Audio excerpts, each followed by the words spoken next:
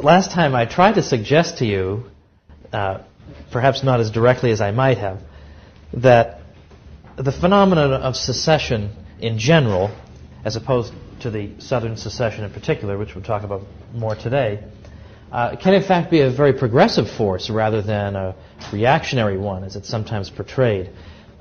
Oftentimes, even today, the phenomenon of secession is portrayed as something backward, something that runs against the grain of the forward direction of history. And I tried to suggest last time that, in fact, there's much to be said for secession, that, in fact, in many cases, it is the civilized way in which differing peoples learn to live with their differences. They simply part in peace. Well, this week it will be a little bit of a continuation of last week, and it will consist primarily of raising some, we might call, forbidden questions here, because I specialize in that. Asking questions that I'm told are closed and never to be raised again, those are the ones that interest me the most. So I want to raise a few of them, and then we can discuss things later. Now, again, because we're doing this in tandem with the book, there's no real need for me to go through everything that's in the book. You can look at that for yourself. Unfortunately, my chapter on the Civil War was cut in half by the publisher. As was much of the book, it was just cut and sliced because they wanted to make it nice and short and accessible. And so one of the most common criticisms that the book got was, this book is too short. It doesn't have enough details in it. Yeah, I agree. I couldn't agree more. You're absolutely right. Well, in any event, what I want to do is pick up from last time and then draw us into this Southern issue by continuing on with a few additional considerations on the phenomenon of secession, and begin with an argument that was used actually by Jefferson Davis, who was, of course, the president of the Confederate States of America, the 11 contiguous southern states that ultimately seceded. And Jefferson Davis, who was anxious to defend his conduct and that of the South after the war was over, wrote a lengthy defense, as did Vice President Alexander Stephens. And one of the arguments that Davis made on behalf of the right of secession in general involves the 10th Amendment to the Constitution. Now, this is not an argument that is universally accepted by any means. Obviously, Lincoln didn't accept it, or there wouldn't have been a war. But, nevertheless, it is worth thinking about. It is food for thought. The 10th Amendment, as you may recall, says that all powers that the states did not delegate to the federal government are reserved to the states or the people. Now, the relationship between that and secession is pretty much as follows. The states, nowhere in the Constitution, delegated to the federal government a power to suppress secession. Now, there is a power in the Constitution to suppress insurrections, but an insurrection is something rather different from an act of secession. An insurrection is an uprising in which typically the governor of the state would request federal assistance. No Southern governor called for federal assistance in this case. But the point is that the states never delegated to the federal government any power to suppress secession, and there's nothing in the Constitution that expressly forbids it to the states. So if the states have not delegated a power and the exercise of that power is not prohibited to them, then it remains a reserved right under the 10th Amendment. So in effect, I mean, a real shorthand way of thinking about the 10th Amendment is that if something is not mentioned in the Constitution, then we presume that power rests with the states. Well, secession is not mentioned in the Constitution, then that power rests with the states. In fact, sometimes it's been suggested that the fact that the Constitution does not mention secession is a point against the Southern position. But what I'm suggesting is that, from the Southern point of view, that's a point in favor. It's precisely because it's not mentioned in the Constitution that it's assumed to be a power of the states. In fact, it's perhaps revealing that the Confederate Constitution of 1861, that was very similar to the U.S. Constitution, I mean, modeled on it, obviously, almost identical, with a few small but nevertheless important exceptions. It is significant that in there is no mention of a right of secession. And that's not necessarily because the Confederacy was opposed to states seceding from it, but rather because of simple consistency. If the Southern states had said that there's no need for an express allowance of secession in the governing document in order to make it legitimate, then they wouldn't have to put one in their own document. If they had, then they would be implicitly admitting they'd been wrong in the first place. So there's the argument from the 10th Amendment that was offered by Davis and then has been picked up by others.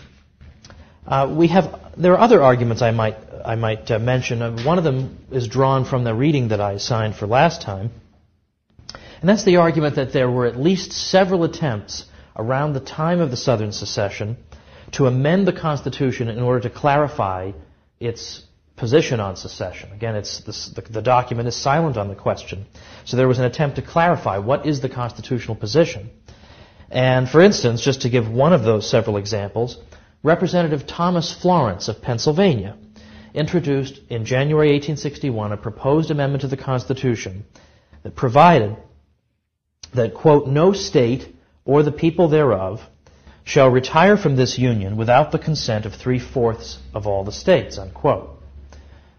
Well, the importance of this example and others that were like it is that if it was clear to everybody that secession was simply prohibited, then it doesn't seem that there would be any need to clarify the document. I mean, if secession is prohibited, then why would you amend the Constitution to say nobody can secede without the consent of 3/4 of the states, if everybody just knows nobody can secede?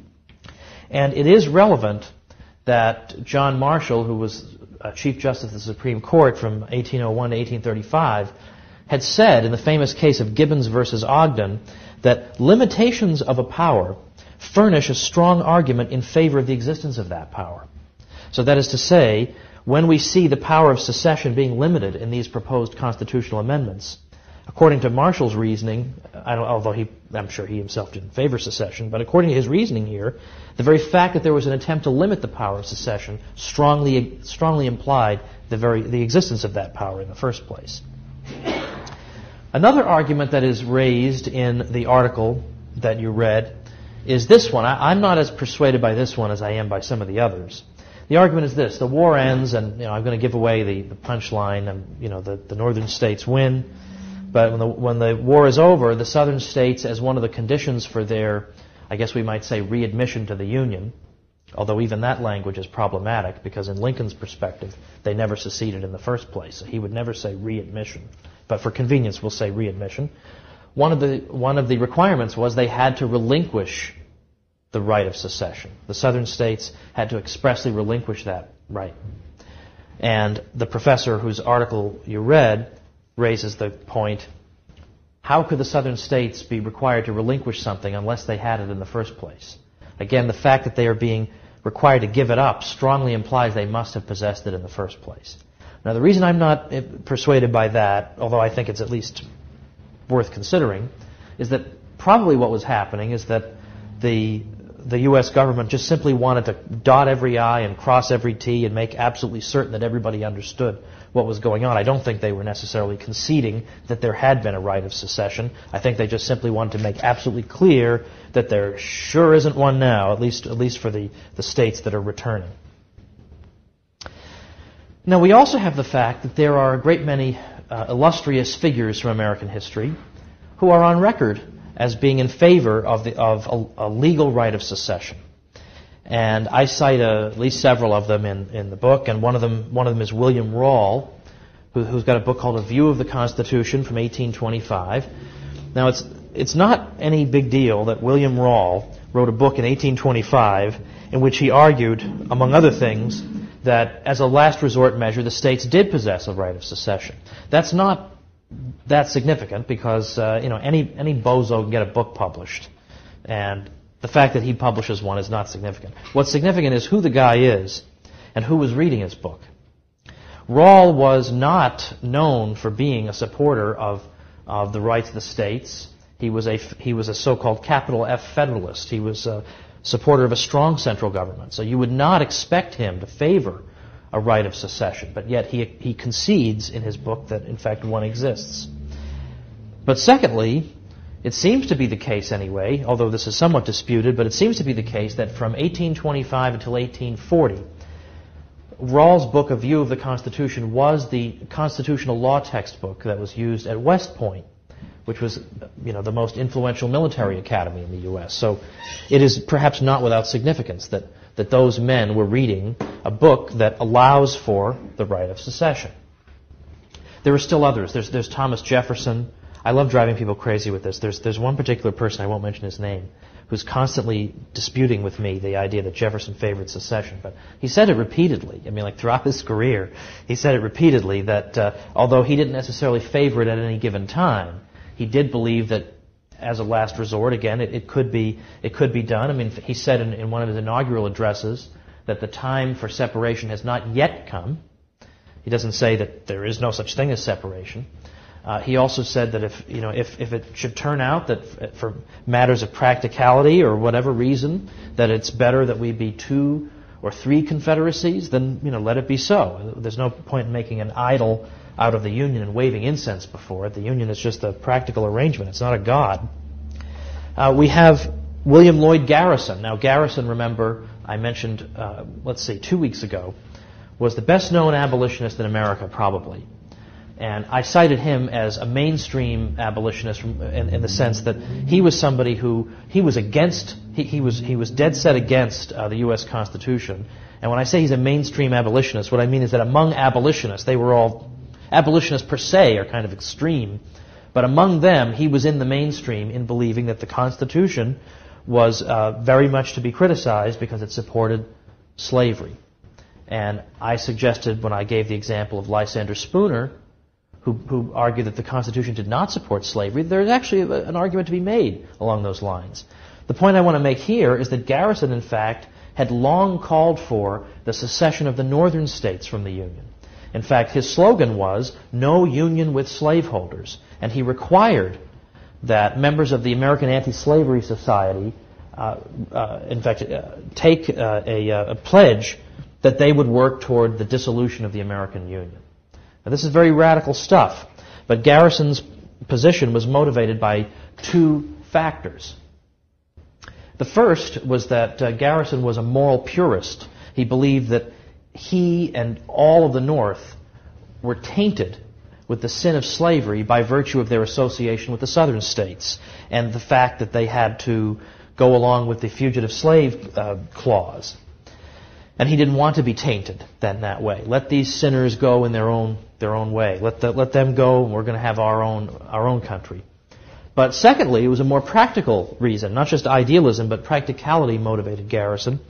His view was that if you have the northern states leave the Union, then they are no longer part of the United States and therefore not obligated to return runaway slaves because they're not under the same Constitution any longer. So slaves could run away up north and there'd be no obligation to return them. And he believed that this would make the institution of slavery prohibitively expensive, particularly in the upper South, because the slaves would just run away and it would basically be all but impossible to get them back. And that in turn would put pressure on slavery in the ever lower South down to the deep South. And he believed that the whole institution would ultimately collapse. And I cite at the end of the Civil War chapter that in fact something sort of like this is exactly what happened in Brazil, where there was a part of the country where slavery had been abolished and there was no legal recognition of the institution. So the slaves fled there, nobody could get them, and the institution collapsed peacefully. So peaceful resolution of the slave question, Garrison believed could be brought about through secession. Interesting. It's worth noting, by the way, that a lot of the most conservative Southerners, planters who felt like they had a lot to lose, tended to be the least in favor of secession, precisely for this reason. It was going into the unknown. Who knows what could happen to slavery in these new circumstances or in the turbulence that could follow secession?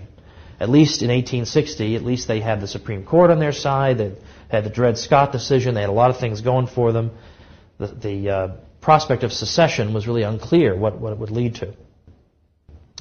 We also have Alexis de Tocqueville, who's significant because he is far and away the most perceptive foreign observer of the United States ever. I mean, his book, Democracy in America, which came out in the 1830s, has pretty much, as far as I know, has never been out of print. And, that's pretty good. I mean, given that most books, you look in the remainder bin 3 years down the road, and there they are for $2.99, it's pretty significant that Tocqueville's book stays in print because he was a Frenchman, he was viewed as being the most knowledgeable and insightful observer of American affairs. What did Tocqueville say about this subject? He said, "The Union was formed by the voluntary agreement of the states, and these, in uniting together, have not forfeited their sovereignty, nor have they been reduced to the condition of one and the same people." Exactly what I argued last week. "If one of the states chose to withdraw its name from the contract, it would be difficult to disprove its right of doing so." And in fact, so influential was Tocqueville that the great British classical liberal Richard Cobden, who was a great libertarian who had helped to work against the Corn Laws in England, which had made food artificially expensive for the average man, and so on and so forth, Cobden immediately accepted Tocqueville's analysis and said that this does seem to be the correct position. And then you could cite still others. You could cite President John Quincy Adams and still others in favor of the idea of there being a right of secession. It's also interesting to note how many northern newspapers supported the Southern secession in 1861, early 1861. You see newspapers in New York, Massachusetts, Maine, all over the place, Illinois, Ohio, Indiana, writing articles and editorials saying that, in effect, if it was legitimate for the 13 colonies to separate from Britain, then it's at least as legitimate for the southern states to secede from the United States. This is the principle on which the country was founded. If it was in fact founded on principles, surely this is one of them. And you see this quite frequently. You don't see it in every northern paper, but it's quite surprising. If you've been led to believe that secession is just some strange doctrine that the Southerners dreamed up one day, it would seem surprising. But in fact, secession had been, if not quite on the table all the time as a mainstream subject of political discussion, it was at the same time not altogether absent from political deliberations in America. In fact, throughout the 19th century, you would periodically hear the topic of secession raised. I mentioned in one of our discussion sessions a few weeks ago that, in fact, in just a matter of about 11 years, the New England states, or some parts of them at least, threatened to secede at least 3 times in just a matter of 11 years. In 1803 and 4, you see movements in that direction in New England because they were against the Louisiana Purchase, which, among other things, they believe is going to dilute the influence of New England in the Union. They went to great lengths to try to bring about the secession of New England and bring about the secession of New York. And it was under those circumstances, by the way, that Aaron Burr had his famous duel with Alexander Hamilton, because the plan was Aaron Burr was the vice president at the time. Thomas Jefferson couldn't stand him. So Burr decided he would try some other chapter of his political life, try to become governor of New York. And the thinking was that maybe Burr would support secession. The New England Federalists hoped that we get Burr elected governor of New York, and he'll secede along with New England. And when Burr lost the election, he bitterly he blamed Alexander Hamilton, who had been bad-mouthing him through the whole election. And he wound up, as you know, shooting Hamilton, who then died after hours of terrible agony. That was all, in effect, indirectly related to the New England secession plan at that time. In 1808 and 9, we see, at least in Massachusetts, some talk of secession because Thomas Jefferson has imposed an embargo such that no shipping is allowed to leave the United States for foreign ports. And, of course, that devastates the maritime economy of New England. And so they threaten secession again. Finally, at the end of the War of 1812, we have the Hartford Convention, at which secession is threatened again, at least implicitly. New England states are dead set against the war, and they began making demands of the federal government that New England's interests need to be better protected in this union. For one thing, we need to require that there be a 2/3 majority when there is a declaration of war forthcoming from Congress. See, today you don't have to worry about that. There are no declarations of war anymore, but in those days they had them. And so the requirement that the New Englanders wanted was that from now on we should require 2/3 majority to make sure that the country really is behind a war before we get involved in it. Or they wanted to require that no president could serve 2 consecutive terms. Or no president in 2 consecutive terms could be from the same state.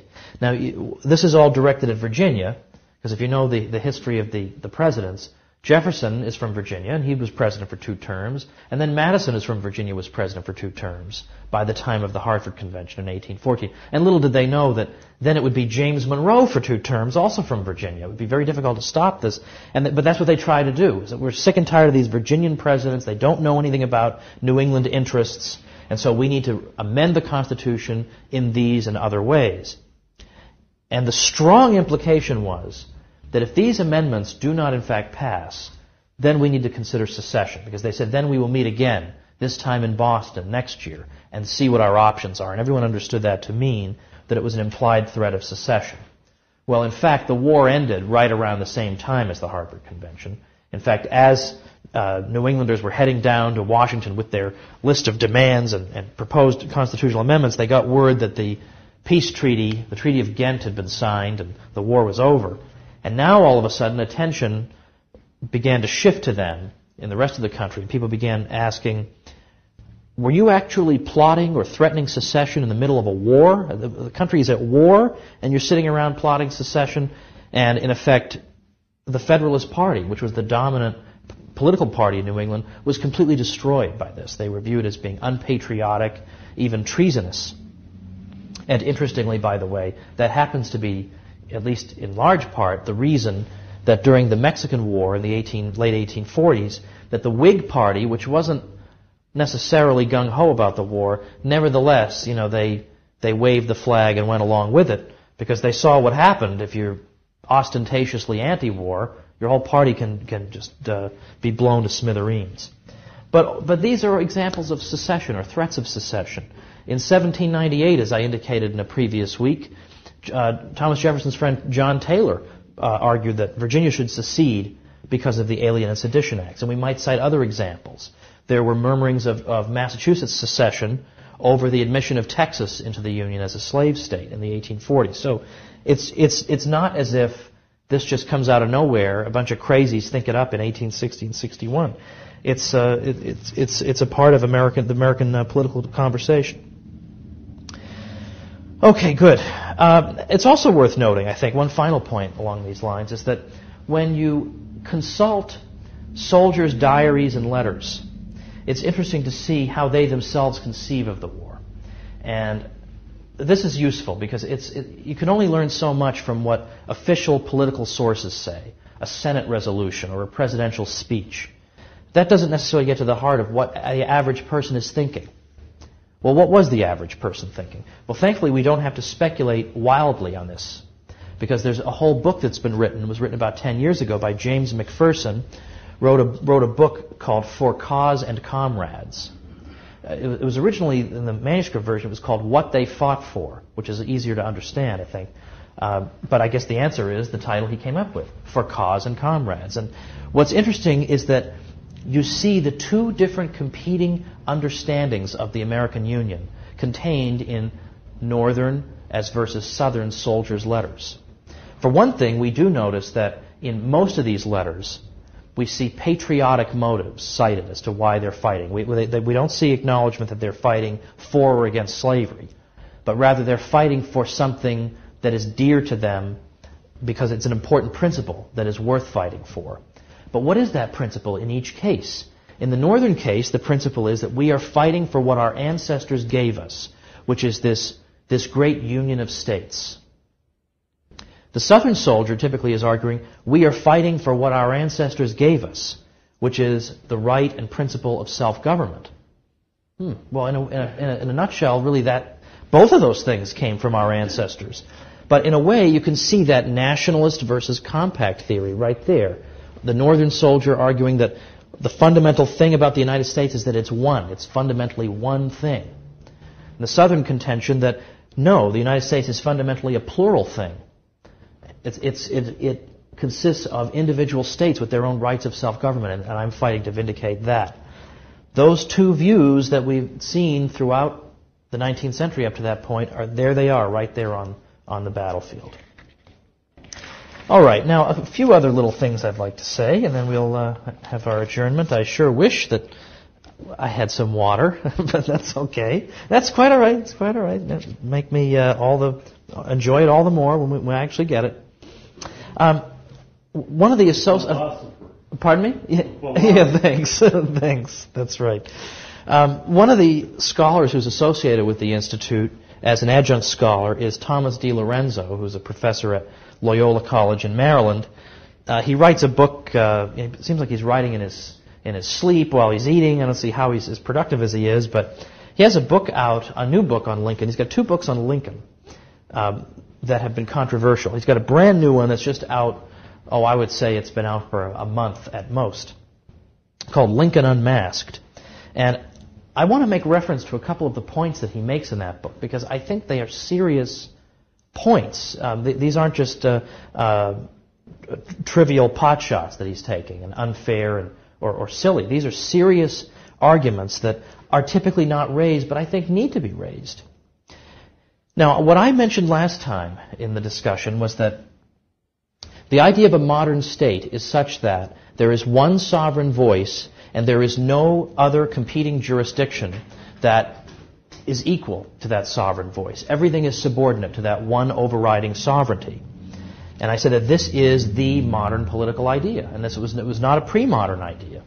That in the Middle Ages and into the early modern period, there was another way of organizing political life where you had a series of layers in society. You've got this jurisdiction, that jurisdiction, you've got states, you've got institutions with liberties that cannot be trampled. Whereas today, pretty much throughout the Western world, you have a single flat plane. And in fact, I think the European Union is trying to do that to all the countries too, make that a great big flat plane where there are no competing jurisdictions. And I think this idea then becomes taken to the nth degree by people like the great totalitarians of the 20th century, like Stalin and Hitler. And I don't mean to say that if you don't agree with me, then you basically agree with Hitler and you want to put people in concentration camps, so that would be unfair. I am not suggesting that, but I am suggesting that it is interesting to know sometimes what Hitler thought about something. And now Hitler, I'm sure, had some good ideas. Like I'm sure he believed that people should breathe and eat food and listen to the radio. So I mean, it doesn't necessarily prove anything, but I don't think I would want to be on Hitler's side if I could avoid it on most issues. Well, it's interesting to note that if you read Mein Kampf, which is this Hitler's ponderous book that he wrote in the 20s. What does he have to say about the American Civil War? Well, he's totally in favor of the Northern cause and Lincoln's cause, totally in favor of it, and he's totally against the idea of states' rights. Surprise, surprise, surprise. Hitler despised the tradition of states' rights in Germany because why do you think? Because it was an obstacle to him. Because it was an obstacle in the way of the exercise of absolute power. And so he's quite clear about this. Hitler, in fact, promised that the Nazis, quote, would totally eliminate states' rights altogether. Since for us the state as such is only a form, but the essential is its content, the nation, the people, it is clear that everything else must be subordinated to its sovereign interests.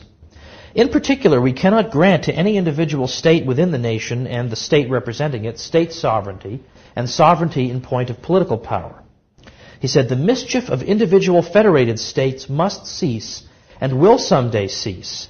National Socialism as a matter of principle must lay claim to the right to force its principles on the whole German nation without consideration of previous federated state boundaries. And then, as I say, he actually goes on and comments specifically on the American Civil War and has nothing but the most withering contempt for the Southern cause because it runs exactly counter to this fundamental principle. Another important contribution of the DiLorenzo book is that DiLorenzo is interested to look at how the Lincoln kind of mythos, you might say, is being employed today. Like what purpose it serves today. There are no slaves in the country to free, so why would people refer to Lincoln? What purpose does it serve? Well, it so happens that the Lincoln legacy, because it involves so many departures from settled law, such as throwing tens of thousands of political prisoners in jail, or shutting down 300 opposition newspapers, or censoring telegraph messages. Well, as a result of that, the Lincoln legacy can be and has been cited on behalf of all manner of political atrocities, from the decimation of civil liberties to the waging of war against civilian populations. the religious veneer of Lincoln's political rhetoric seared into the American consciousness the idea of the U.S. government as an instrument of God's will to be employed without mercy against any force so impious as to resist that holy will. This conception of the federal government works even for politicians who might feel uncomfortable with openly religious language. The idea of a righteous central authority steamrolling all opposition, ipso facto wicked and perverse, of course, as part of the inevitable forward march of history, fits quite nicely into just about any nationalist agenda, left or right. This is why the Lincoln myth is so stubborn, so resistant to evidence, and so difficult to overturn. The entire American political class has a vested interest in its preservation. Eric Foner, the Marxist professor of history who has spent much of his career at my old alma mater, Columbia University, has even cited Lincoln on behalf of the preservation of the Soviet Union. In February 1991, in an article called Lincoln's Lesson that Foner wrote for The Nation magazine, he denounced the secession movements in Latvia, Lithuania, and Estonia on Lincolnian grounds and called upon Gorbachev to suppress them with the same ruthlessness that Lincoln showed the South. According to Foner, quote, no leader of a powerful nation should tolerate the dismemberment of the Soviet Union. And he said, the Civil War was a central step in the consolidation of national authority in the United States. The Union, Lincoln passionately believed, was a permanent government. Gorbachev would surely agree. Well, for all the talk about slavery, there it is in a nutshell. The Civil War and Lincoln's legacy involved the violent suppression of independence, exactly what Foner wanted to see in the Soviet Union. I mean, what better condemnation could we ask for than that? Now, again, I refer you to some of the violations of civil liberties that are at least briefly referred to in the book, and it's important to remember these, and it's important not to say, well, Lincoln had to do this, and what else is he going to do? Of course, he had to throw people in jail and this and that. The point to make here is that Lincoln has now provided the ideal pretext for anybody since then to do things like that. Because Lincoln is viewed as almost a demigod, people can simply say, well, even Lincoln did thus and so. So how can you object? Even Lincoln censored the telegraph messages. Even Lincoln suspended the writ of habeas corpus. So how can you object to it? So in fact, when over the past year the controversy involving wiretapping developed, it was just only a matter of time. You had to just sit not too long to wait for the even Lincoln did it crowd to start making their arguments. And sure enough, Republican Party loyalists began making precisely this argument. Well, how can you object to what George W. Bush is doing? Even Lincoln did this. And so there it is. That's why they love him. They love him. It's a pretext for everything. Now, the DiLorenzo, incidentally, raises a good and useful response to that. It's okay because even Lincoln did it and it's wartime and you got to do what you got to do argument. He quotes Supreme Court Justice David Davis, who was a personal friend of Lincoln, from the 1866 case Ex parte Milligan, in which he wrote, the Constitution of the United States is a law for rulers and people, equally in war and peace, and covers with the shield of its protection all classes of men at all times and under all circumstances. No doctrine involving more pernicious consequences was ever invented by the wit of man than that any of its provisions can be suspended during any of the great exigencies of government, unquote. And in fact, if it were the case that government were simply to be given carte blanche during wartime to act as it wished, all that would be necessary to whittle away the people's liberties would be to concoct or even provoke an endless series of crises. Now, pointing all this out does not make you a neo-Confederate, whatever that means.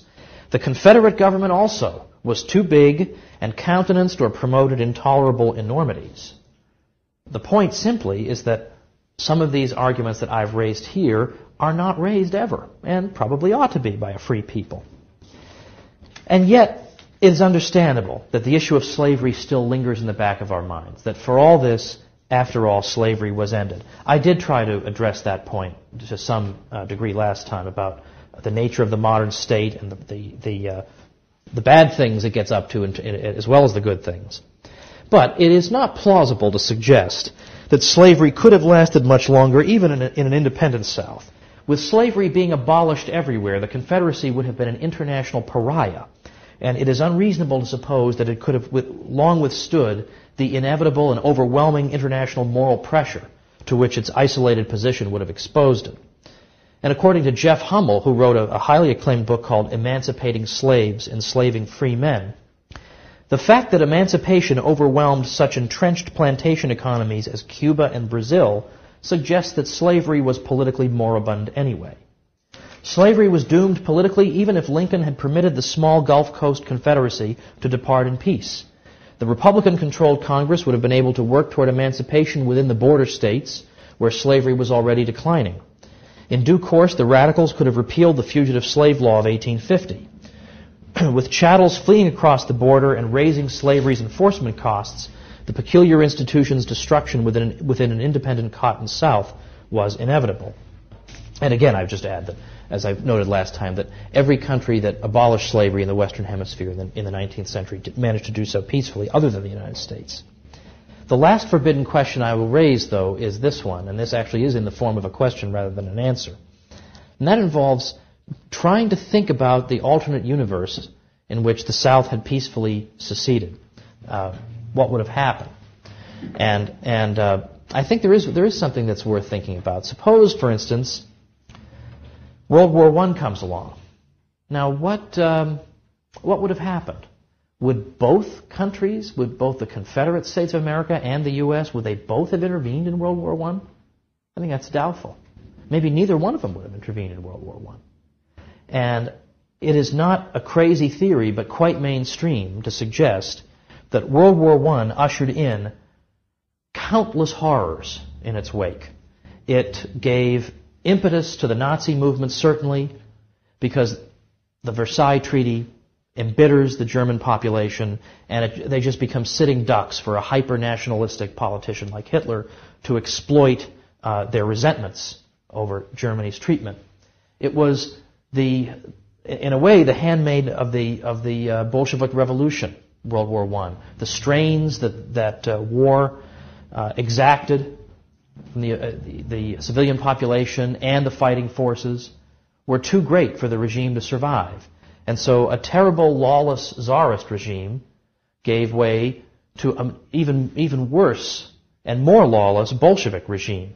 There is practically no trend in Europe that was not shockingly exacerbated by that conflict.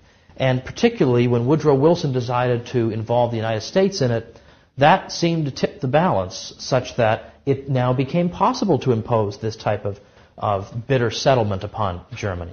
Well, what would have happened if there had been two unions in this geographical territory now called the United States? What would have happened? Maybe one of them wouldn't have entered the war.